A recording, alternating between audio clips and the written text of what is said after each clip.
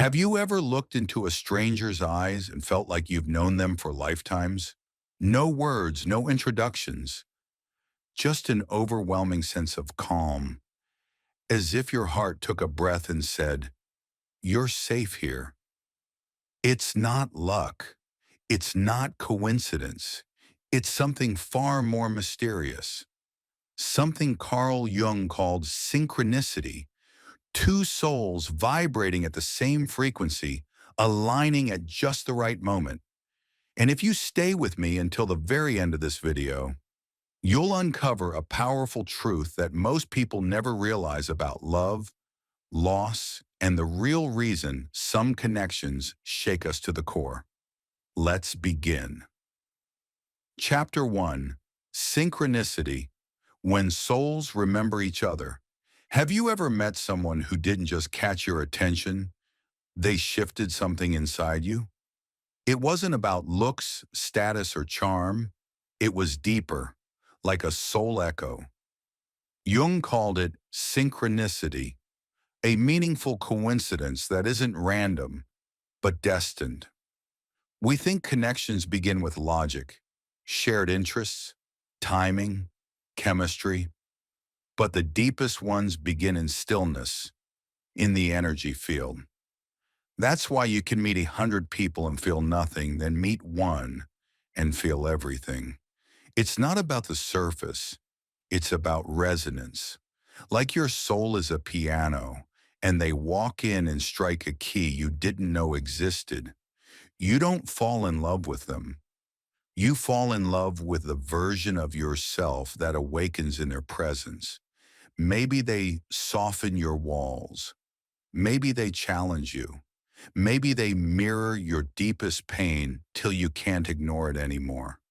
But here's the thing most don't want to hear. Not all connections are meant to last.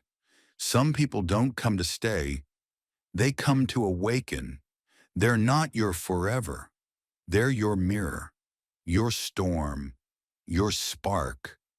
And when they leave, they take nothing with them except the version of you that had been sleeping for far too long. Chapter 2. You attract what you haven't healed.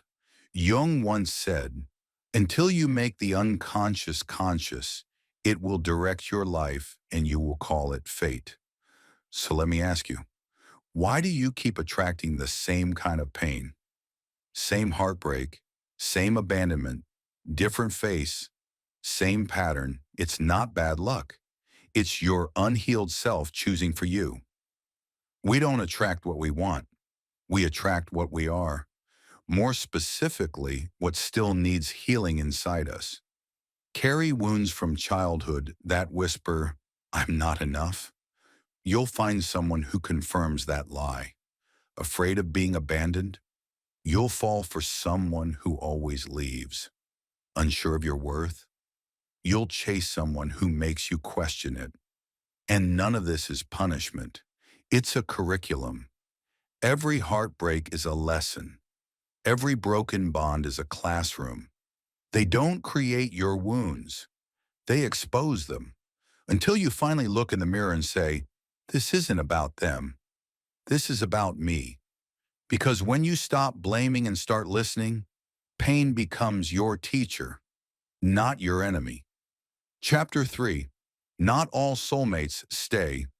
Some people arrive like a wildfire, sudden, intense, impossible to ignore. You weren't ready. You weren't even looking. But something about them feels like home. You talk for hours. The silence feels sacred. You think, this is it. This is fate. But then they vanish, and you're left staring at an empty space where something magical once stood. Was it real? Were you imagining the whole thing? Let me give you the truth few are willing to face. Not all soulmates are meant to stay. Yes, it was real. Yes, it mattered. But that doesn't mean it was your forever. Some soulmates come when you've forgotten who you are, when you've dimmed your light, settled for less, hidden your voice. They arrive to ignite something, to burn illusions, to crack open your heart so you can finally feel. And yes, it hurts, but so does growth. We often mistake intensity for destiny, but some people are divine disruptions, sent not to complete you, but to wake you up. Ignore the lesson, and the universe will send the same soul in a different body again and again until you finally ask, what is this trying to teach me? Not why did they hurt me, but what part of me needed this pain to evolve? Because every goodbye is a doorway to becoming. Chapter 4. Love begins with wholeness, not hunger. Jung said, the meeting of two personalities is like the contact of two chemical substances. If there is any reaction, both are transformed. But transformation doesn't begin with another person. It begins with you. You can't be completed by someone else because love that comes from hunger isn't love. It's desperation. And desperation only attracts chaos. You attract what you believe, not what you say you want. Walk through life wounded. You'll find people who match your wounds. Walk through life whole. You'll attract peace. That's why broken people chase intensity. Why the lonely settle for less. Why those craving rescue are drawn to partners who abandon them. It's not fate. It's frequency. Real love doesn't feel like a high. It feels like grounding. Not fireworks, but warmth. Not obsession, but alignment. Because when you become whole, you no longer chase people who fill your void. You start attracting people who amplify your light. That's not magic. That's emotional physics. Change your frequency, and your relationships change with it. Chapter 5. The Illusion of Forever. We're taught that true love lasts forever, that if it ends, it wasn't real.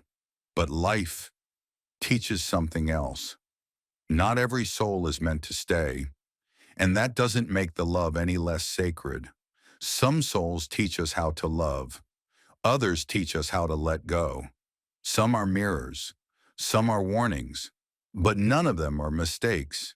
The real mistake is clinging to a connection your soul has already outgrown. We beg. We chase. We shrink ourselves to fit where we no longer belong, and we suffer. Not because they changed, but because we didn't accept that we did. When your vibration evolves, some people will fall away. Not because they're wrong, but because the alignment is gone. Trying to force a soul fit when it's expired is like wearing shoes 2 sizes too small. You bleed for it.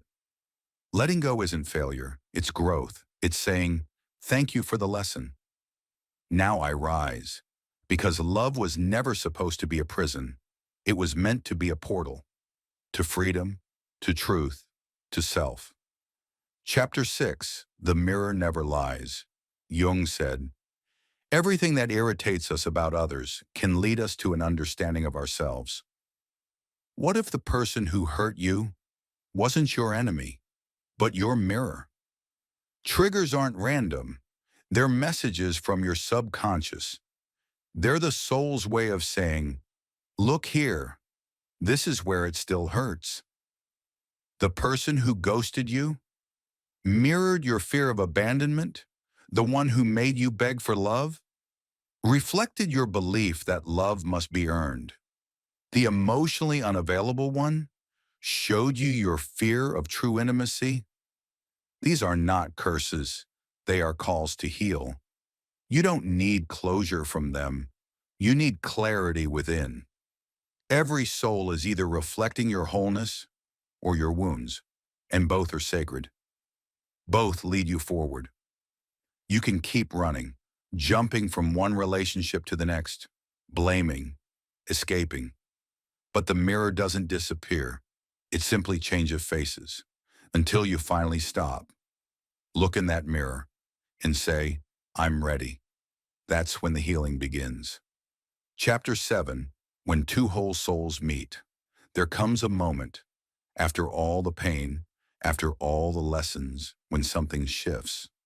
You stop chasing, you stop shrinking, you stop performing, and you start doing the real work. You meet yourself, not just the good parts, but the hidden ones, the fears, the wounds, the shame, and you love them back to life. And then, one day, someone arrives, not to fix you, not to complete you, but to meet you exactly as you are. No games, no confusion, no anxiety dressed up as passion, just peace, just resonance, just truth. This is love that doesn't drown you. It grounds you. Love that feels like breathing. Love that builds, not burns. They don't save you. You've already done that. They don't fill a void. You've already filled it. They simply stand beside you. As you both rise, not two halves clinging in fear, but two wholes choosing in strength. That's the reward, not for being perfect, but for being honest, for doing the work, for choosing growth. So if you're still healing, keep going, because the soul meant for your wholeness is on the way. But they can't meet you until you meet you. The Carl Jung challenge. Stop searching for love, start becoming it. Let me leave you with this. You're not here to chase. You're here to awaken. You're not here to beg. You're here to remember your worth. And if something in you stirred while listening, that wasn't by chance. That was your soul saying, this is it. No more excuses. No more waiting. So look in the mirror, not with judgment, but with reverence, because what you seek is already within you. Now own it. And if this message resonated with your soul, don't leave silently. Leave your truth in the comments. Hit like, subscribe, and let the world know I am no longer chasing love. I am becoming it.